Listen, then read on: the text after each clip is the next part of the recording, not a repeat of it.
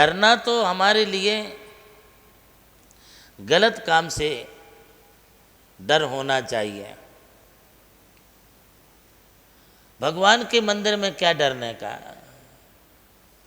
कुछ लोग कहते गलती हो गई तो भगवान का अभिषेक करना गलती नहीं है। भगवान के लिए अभिषेक करके पूजा करना कोई गलती नहीं है। गुरु के लिए पड़गाना, उनके लिए चौका करना, उनके लिए आहार देना, ये गलत काम नहीं है, ये सब अच्छे काम हैं। इसमें आप गलती हो गई तो क्या गलती होगी भाई? जो कलश तुम्हारे हाथ में दिया है, माता इस बात को ध्यान से सुने, भगवान का अभिषेक करने से नरक नहीं जाओगे, हाँ नहीं करने से नरक जरूर जाओगे। महिलाएं इस बात को सुन लें, भगवान का अभिषेक करने से पाप नहीं होता, किंतु अभिषेक ना करने से पाप जरूर होगा। भगवान का अभिषेक करने से कोई दोष नहीं लगता, सील में दोष नहीं लगता, किंतु माताएं ध्यान दें, किसी भी पर पुरुष के साथ हंसी ठिठोले करने से, मजाक करने से, हिल स्टेशन रिसोर्ट पर जाने से, किसी क्लब में जाने से तुम्हारे लिए जरूर पाप लगेगा। गलत काम जहाँ है वहाँ पाप लगेगा। किसी को अभिषेक कराने की अनुमोदना देने से कोई पाप नहीं लगेगा, किंतु किसी को अभिषेक करने से रोकने पर जरूर पाप लगेगा। इसलिए हम कहते हैं पापों से डरो, सदकर्मों से भयभीत नहीं होना। वे तुम्हारा अच्छा ही करेंगे, उससे तुम्हारे लिए पुण्य ही होगा, उससे तुम्हारे जीवन का उद्धार ही होगा।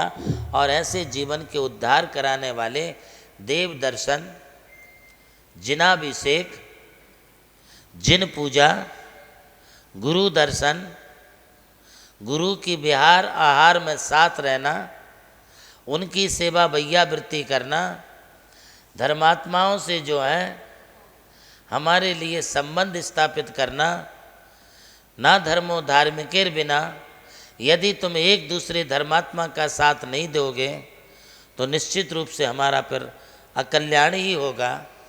मौका मिला है, आप इस धर्म कार्य में लग जाओ, किसी के बहकाने में मत आओ। मैं बार बार कहता हूँ, आज तथाकथित धर्म का चोला पहन करके उपदेश देने वाले लोग ही धार्मिक क्रियाओं से लोगों को भटकाने का काम कर रहे हैं। बड़े बड़े मंच, माइक और बड़े बड़े उपदेशों के माध्यम से, हे माता अभिषेक मत करो, हे बहन जी अभिषेक मत करो, पाप होगा, पाप होगा। अरे पापी, तुम अभिषेक के लिए रोक रहे हो, अभिषेक करने वाले से पाप नहीं होगा, पाप तुमसे होगा, क्योंकि तुम महापापी हो। तुम अभिषेक करने वाले को रोक रहे हो, चाहे वो पुरुष करे या महिला, चाहे कोई बच्चा करे या बूढ़ा, चाहे कोई युवा करे या युवती, तुम उनके लिए अभिषेक करने से रोक रहे हो। नहीं करना चाहिए अभिषेक, तुम नीचे आ जाओ, मंदिर अशुद्ध हो जाएगा। ये पापी, जिन महिलाओं की अभिषेक करने से मंदिर अशुद्ध हो जाएगा, उन महिलाओं से तुम आहार क्यों लेते हो? उन महिलाओं के चौके में क्यों जाते हो? यदि महिलाओं की वेदी पर अभिषेक करने से वेदी अशुद्ध हो जाए, महिलाओं के द्वारा अभिषेक करने से यदि भगवान अशुद्ध हो जाए, महिलाओं के द्वारा अभिषेक करने से पाप हो जाए, तो अरे पापी, उन महिलाओं के द्वारा जिनने चौका लगाया है उनसे तू आहार क्यों लेता है? उनके द्वारा पड़गाया क्यों जाता है? तब तो तुम्हारे लिए सैकड़ों लोग एक साथ खड़े चाहिए, सैकड़ों महिलाएं चाहिए। और जब भगवान का अभिषेक आता है, जो करती हैं, अरे यार मैंने तो आंख बंद कर ली थी। कर ले पापी, आंख बंद कर ले, तेरी आंखें बंद हो ही जाएंगी। और ऐसा समय आएगा जो भगवान के अभिषेक के लिए रोकेंगे, उनके लिए एक दिन ऐसा समय आएगा कि वे सूरदास सरी के हो जाएंगे। उनकी आंखों की रोशनी चली जाएगी। जिस जिह्वा से भगवान के अभिषेक की रोक टोक करोगे, वो जिह्वा एक दिन समाधि के पहले तुम्हारी जिह्वा बंद हो जाएगी। अपने हौसले अच्छे रखना है, अंतिम समय अच्छे से बिताना है। तो ये महिलाओं को तुम रोक टोक मत करो। और मैं महिलाओं को कहूँगा कि आप किसी के रोकने से रुको मत, आगे बढ़ो, धर्म करते जाओ। आज इतना।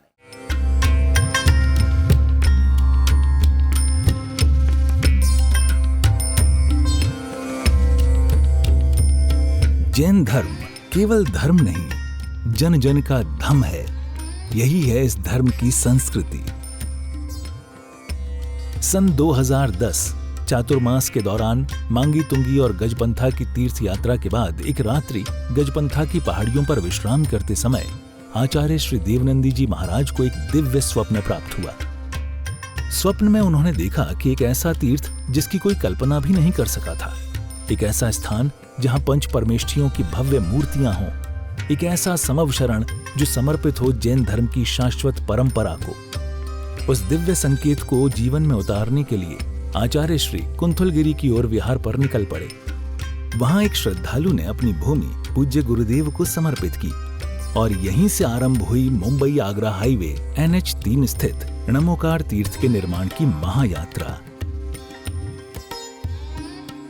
ये वही भूमि है जिसे राम टेकड़ी कहा जाता है, जहां भगवान रामचंद्र जी ने 12 लाख वर्ष पूर्व तपस्या की थी। आज यही भूमि बन रही है जैन संस्कृति का जीवंत प्रतीक, णमोकार महातीर्थ। यहां बन रही है 51 फीट ऊंची अरिहंत परमेष्ठी की मूर्ति, चारों दिशाओं में 31-31 फुट ऊंची अन्य परमेष्ठियों की मूर्तियां। कुल मिलाकर एक अद्वितीय समवशरण की रचना है, जिसका वर्णन Guinness book of world record में दर्ज हो चुका है।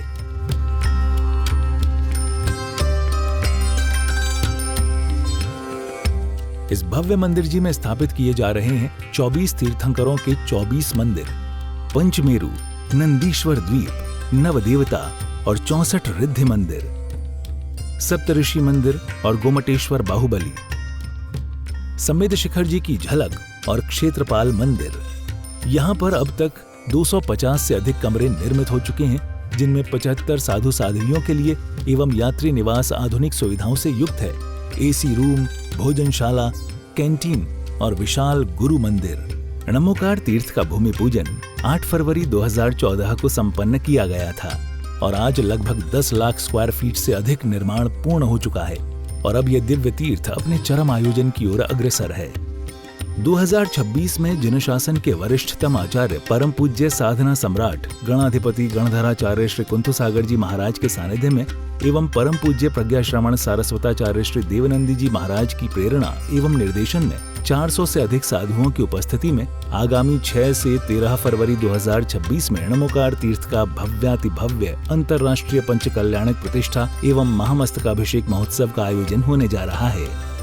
खुल रहा है पुण्य का द्वार, जो करेगा भव पार।